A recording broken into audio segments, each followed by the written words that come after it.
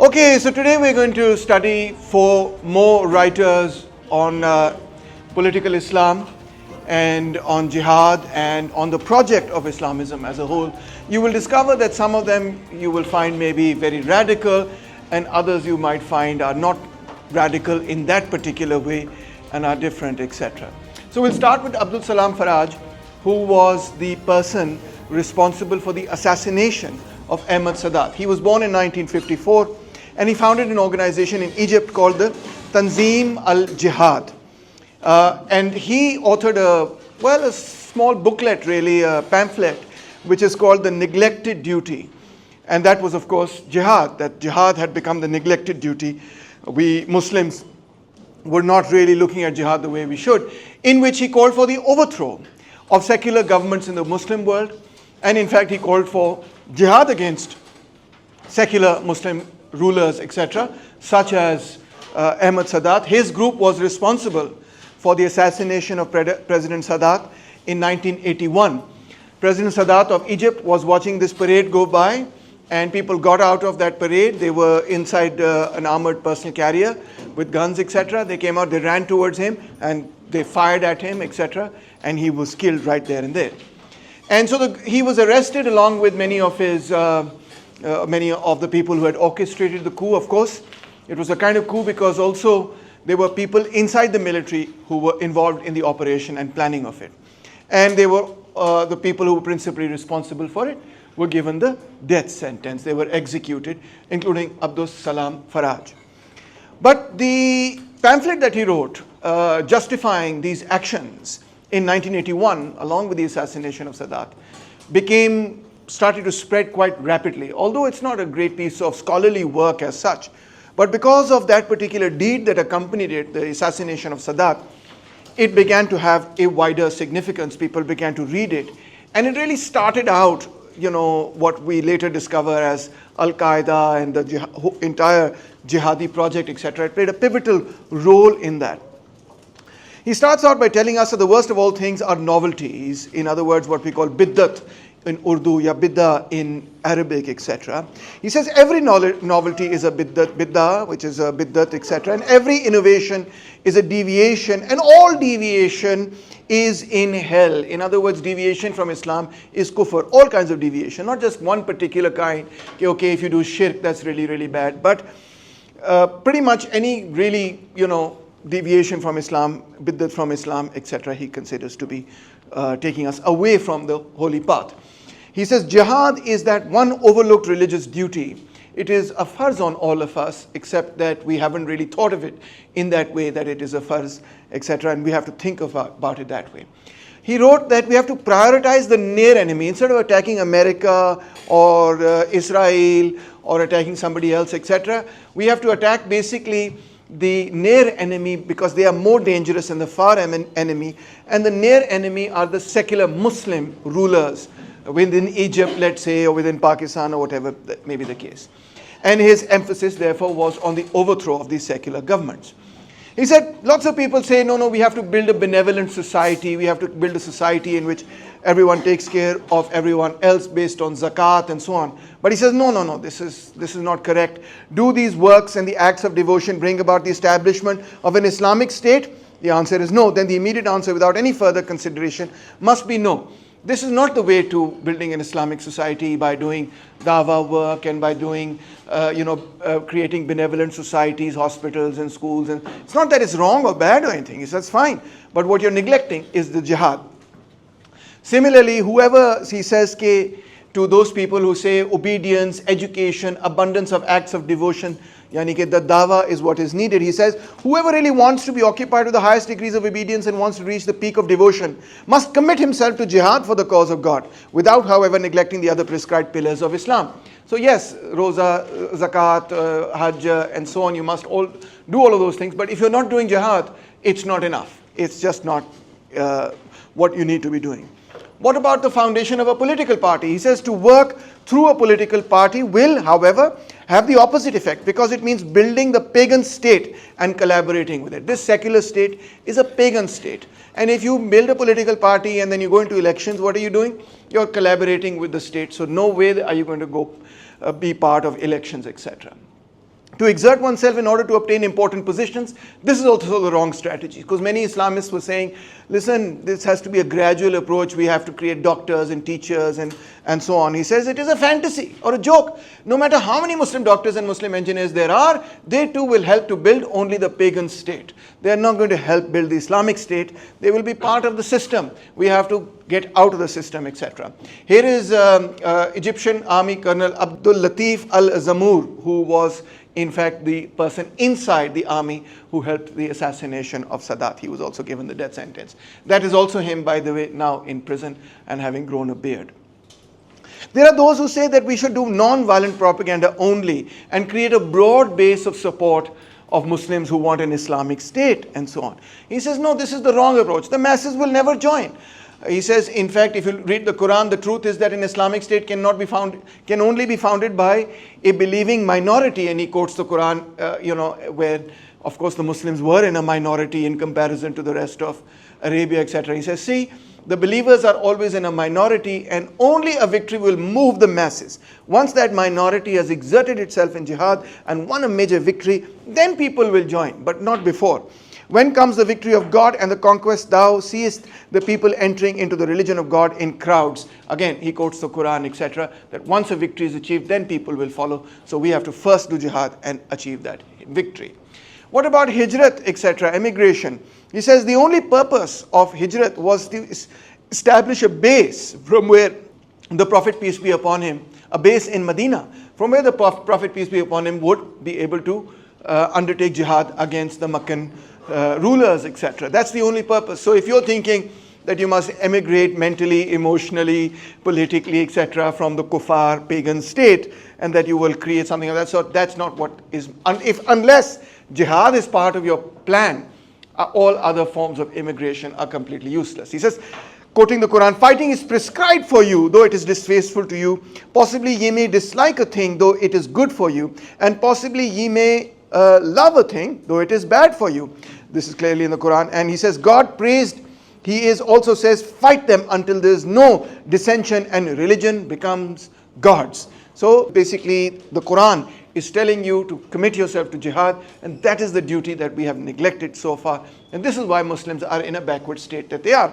There are also those who say, that we want the quest for knowledge, etc. Again, he says to them, scholarship is not the decisive weapon that will radically put an end to paganism.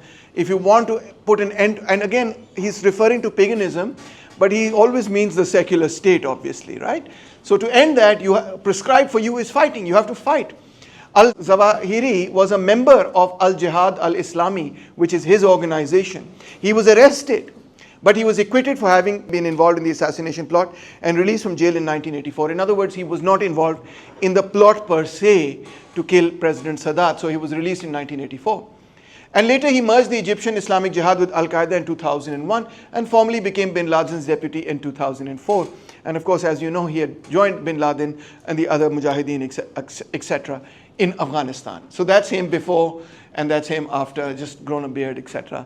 So we must fight the secular Muslims first and foremost. That is the assassination of Sadat. Sadat was sitting right here, and you can see this gunman came and boom, killed him at point blank range. There's another one also here, and there was one behind as well. There were 4 or maybe 8 or whatever. I don't remember the exact number, but a few, and they killed him.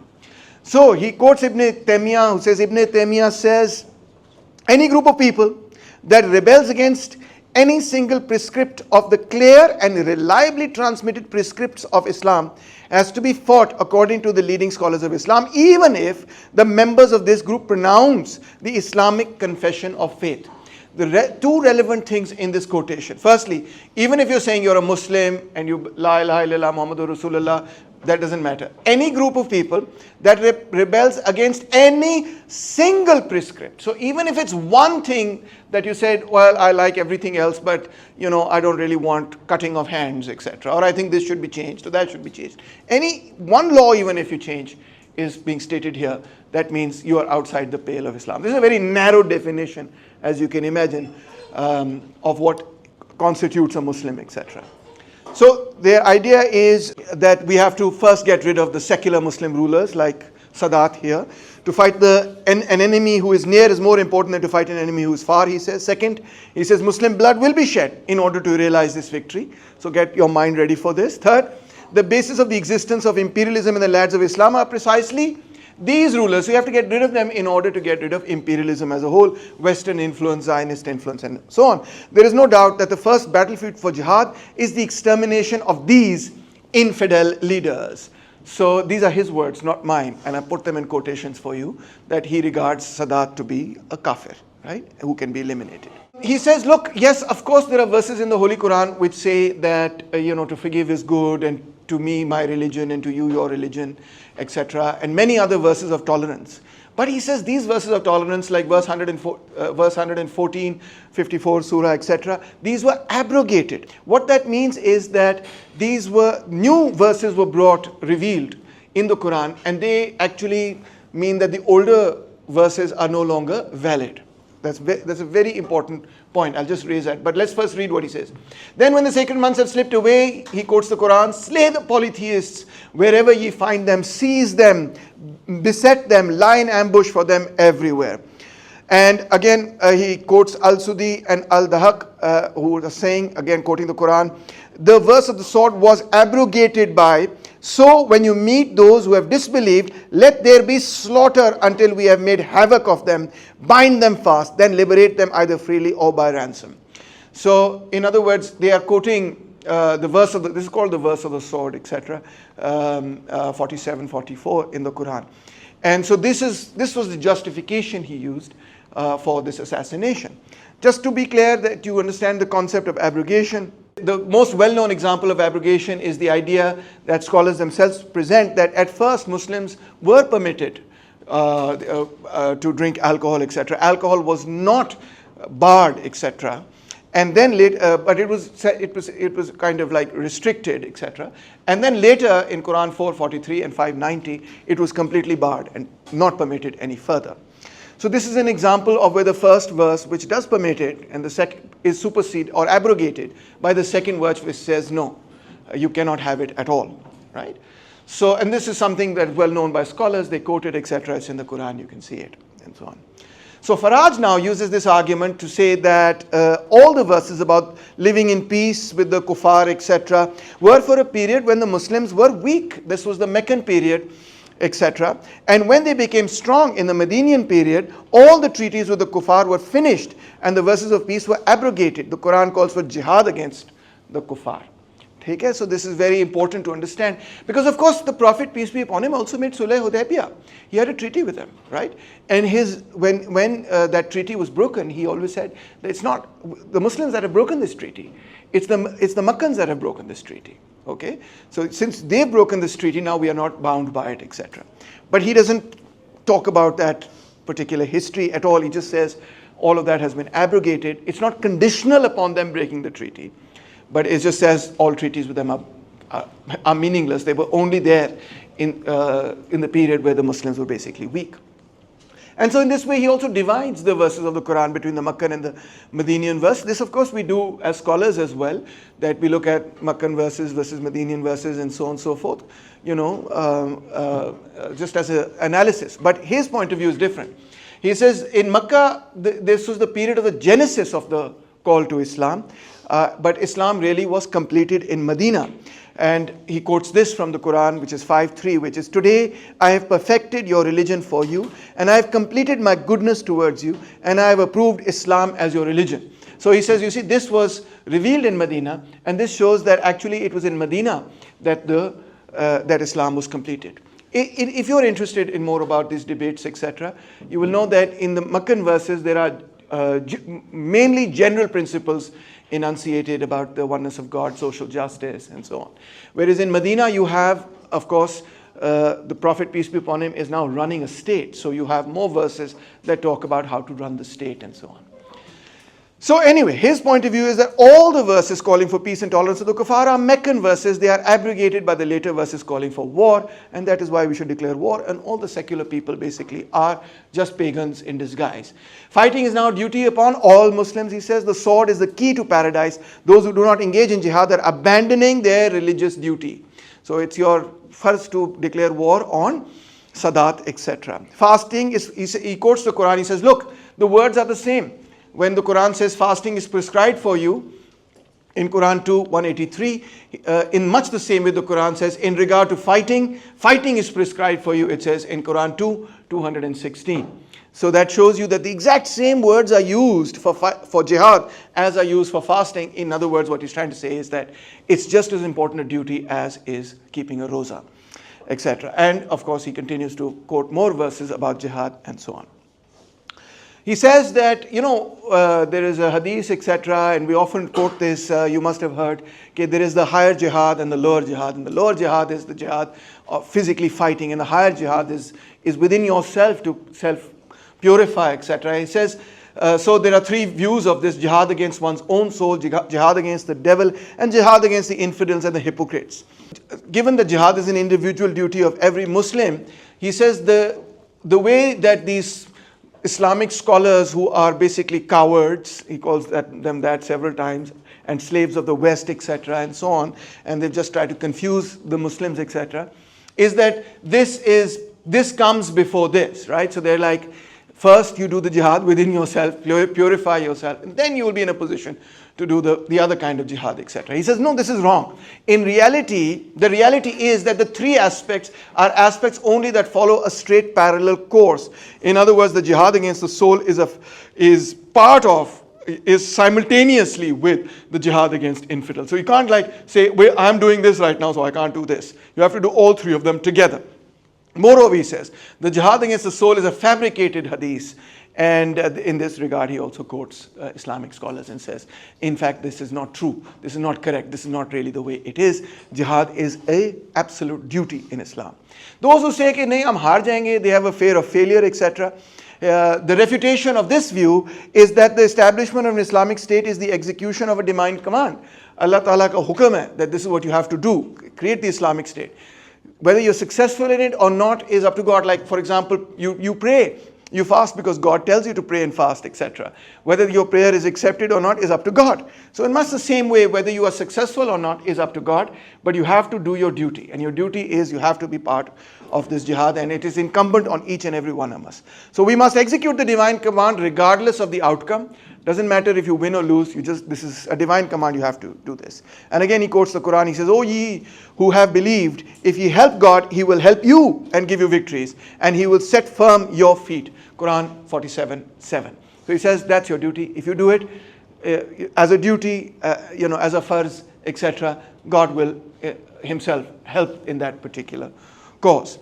Then you must have heard that only the Khalifa can order jihad. Okay, you can't stand up and start saying, hello, I'm calling for jihad, etc. You can't do that. Only the Khalifa has the authority to say, okay, Muslims together, we are declared jihad, etc. on the Byzantines or the Persians or whatever the case is, right? So he says, no, this is wrong. He says, command must go to the best Muslim. And he quotes hadith, he says, when three of you go out on a journey, then make one of them the commander, which is the Amir.